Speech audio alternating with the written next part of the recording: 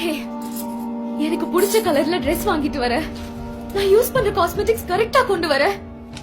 சொல்லு, யார் நீ? White pasta, vanilla milk shake எனக்கு பிடிக்கும்னு உனக்கு எப்படி தெரியும்? உனக்கு என்னதான் வேணும்? இன்னும் எத்தனை நாளைக்கு எனக்கு இந்த சித்திரவதை? உன்கிட்ட தானே கேக்குறேன். வாய் என்ன குறிப்பிட்டியா? பதில் சொல்லு.